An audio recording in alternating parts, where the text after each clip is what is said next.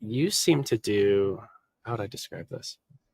There's something called retrospective sense making, which is really good for personal development, where you look back over your life and see indications that was leading towards your future purpose. And then you make a choice that continues to build your life. I do that a lot. I learned that in my master's in global leadership.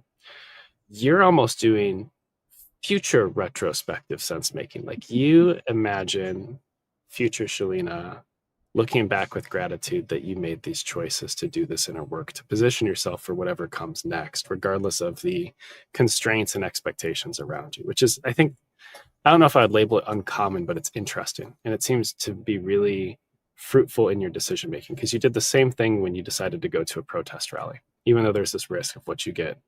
Like, what if you get arrested? But that landed you on a TED Talk and then advancing healthcare equity on multiple levels. Like, future Shelina's grateful that you showed up to that protest, regardless of the risks that were before you. Where does that come from? That, like, what are you navigating in your thought life to lead to that discernment, to hear that voice and do it? Because I think that's something people could nurture. I wouldn't look at that as like you either have that or you don't. It's a gradient of learning how to trust future you's retrospective gratitude towards choices you made. So how do you nurture Yeah. that? When I was in graduate school, I was in grad school for 5.5 years, and it felt like my Nice. whole life. And Me. it was so hard. Like, I remember crying on a bathroom floor one time. I remember Awesome. spending a month trying to debug a program. Mhm. Grad school just I did. sucked so much from I me. did mine from 2 to 4 kids. I started when my second daughter was born. I was like, I've made a terrible mistake stacking a career in children and school.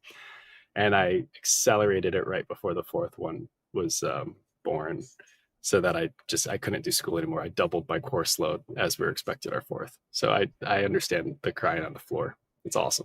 I don't know how you did that, too. I couldn't I couldn't do that. That's another level. Yeah. But coming out of graduate school, I realized that when I was in graduate school, I thought that it was almost like that was my whole life and would always be my whole life. Like, I lost a sense of context when I Mm. was in graduate school, and I held on to that of like, I never want to lose context again.